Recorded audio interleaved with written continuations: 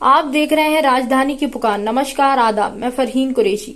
रायपुर कृषि मंत्री रविंद्र चौबे ने पत्रकार से चर्चा करते हुए कहा, नगरीय निकाय चुनाव को लेकर तथा सहायक शिक्षक की हड़ताल में मंत्रिमंडल में फेरबदल पर चर्चा करते हुए पत्रकार के सवालों का जवाब दिया।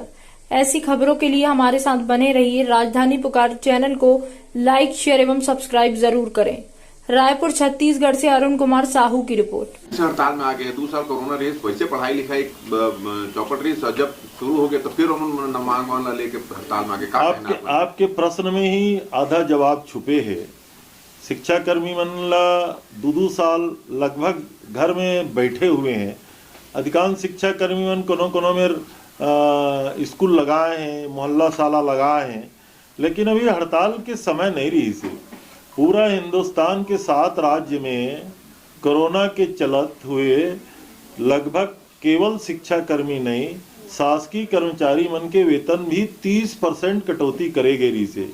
लेकिन छत्तीसगढ़ एकमात्र सरकार है जो 1 रुपया की वेतन कटौती नहीं करेगी से। और ये कोरोना काल में भी हम पूरा मदद करे हैं, ओकर बावजूद भी उन हड़ताल में लगातार सरकार के प्रयास है। अभी माननीय मुख्यमंत्री जी निर्देश दे रही से कि प्रमुख सचिव स्तर के अधिकारी उखर मन से चर्चा करी। पिछली बार डॉक्टर आलोक शुक्ला जी, डॉक्टर कमलप्रीत सिंह जी के साथ उखर चर्चा हो रही से। हालांकि निदान समस्या के नहीं हो पाई। आने वाला समय में ऐसा हम लगा थे कि फिर से हम बात करबो और रास्ता निकाले की कोशिश करो। सर, एक जो शिक्षा विभाग की तरफ से एक आया है, नेशनल न्यूज है कि जो पढ़ाई में गीता महाभारत के साथ जाट और सिख समुदाय से लेकर आदिवासी लोगों के बारे में भी पढ़ाया जाएगा शिक्षा व्यवस्था में। अलग अलग राज्यों की अलग अलग इसमें तैयारियां हैं। जिन राज्यों में ट्राइबल कल्चर और ट्राइबल पॉपुलेशन की संख्या अधिक है, मध्य प्रदेश में भी इसकी शुरुआत हुई है।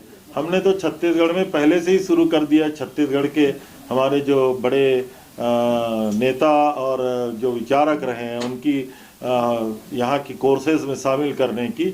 अब इस प्रकार से अगर हो रहा है तो पहले भी हम लोग पढ़ते थे जब प्राइमरी स्कूल में, तो हिंदी की किताबों में इस प्रकार की चौपाइयाँ भी होती थी।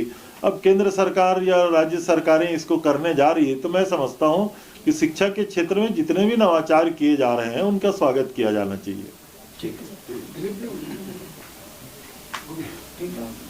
अमन पढ़े कबीर के द्वारा पढ़े नहीं तो रेमन के पढ़े नहीं तो कांग्रेस शासित राज्य को कोयला उधार नहीं देगा। यहाँ सरकार का सवाल नहीं है, नेशनल ग्रिड का सवाल होता है। हमारे पास भी अगर हम अतिरिक्त बिजली पैदा करते हैं तो नेशनल ग्रिड में डाला जाता है। उसके माध्यम से बिजली की आपूर्ति और मांग के आधार पे वो सप्लाई किया जाता है। आखिर छत्तीसगढ़ में भी जब हम अतिरिक्त बिजली पैदा करते हैं तो गोवा को, गुजरात को, महाराष्ट्र को, तेलंगाना को बिजली हम देते हैं कि नहीं देते हैं?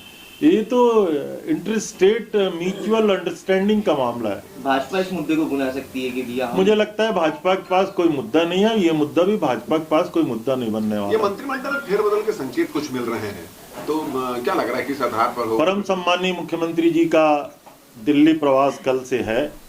जाते हुए पत्रकारों से चर्चा करने के बाद उन्होंने कहा है कि हाईकमांड की अनुमति मिलेगी तो वो मंत्रिमंडल का भी पुनर्गठन किया जा सकता है। अब आदरणीय मुख्यमंत्री जी और हाईकमांड के चर्चा के बाद ही इसमें कुछ फैसला होगा, ऐसा हम लोग उम्मीद करना चाहिए। कब तक हो जाएगा, कुछ लग रहा है क्या? अब आदरणीय मुख्यमंत्री जी आज आदरणीय प्रियंका जी के साथ यूपी के 1-2 कार्यक्रमों में हैं। लौटने के बाद राहुल जी से और आदरणीय सोनिया जी से उनकी मुलाकात संभव है।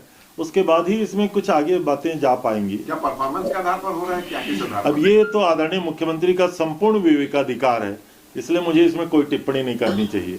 बीजेपी कह रही इसमें सरकार तो अच्छी चल रही है, जरूरत क्यों पड़ गई फेरबदल करने की? मंत्रिमंडल का पुनर्गठन और मंत्रिमंडल के परफॉर्मेंस के बारे में समूचा निर्णय लेने का अधिकार एकमात्र आदरणीय मुख्यमंत्री जी को है। भाजपा इसमें टिप्पणी कर रही है तो मैं समझता हूँ कि उनको टिप्पणी भी नहीं करना चाहिए। प्रजातंत्र में उनको अपनी सीमाओं को लांघना नहीं चाहिए। 2 साल पहले चुनाव के 2 साल पहले मंत्रिमंडल और फेरबदल करना कुछ ऐसा रिस्क नहीं हो जाएगा? मुझे लगता है कि ऐसा कुछ होता नहीं है। मध्य प्रदेश में जब हम लोग पहली बार मंत्री बने थे तो वहां भी इलेक्शन के ठीक 2 साल पहले दिसंबर माह में ही मंत्रिमंडल का पुनर्गठन हुआ था। तो ये तो जब आदरणीय मुख्यमंत्री जी आवश्यक समझे, ये उनके विवेकाधिकार के ऊपर है कि वो जब आवश्यक समझे तब पुनर्गठन करें। निकाय चुनाव संपन्न जिस तरीके से छत्तीसगढ़ में पूर्व में सारे चुनाव हुए हैं, यहाँ की जनता ने छत्तीसगढ़ में आदरणीय भूपेश जी के नेतृत्व में कांग्रेस के प्रति लगातार आस्था व्यक्त की है। पूर्व के हुए निकाय चुनाव में हम सभी नगर निगम जीते थे और इस बार भी जो अभी नगरीय निकायों के चुनाव हुए हैं, जो माहौल दिख रहा है और वोटिंग के बाद का जो लोगों का रुझान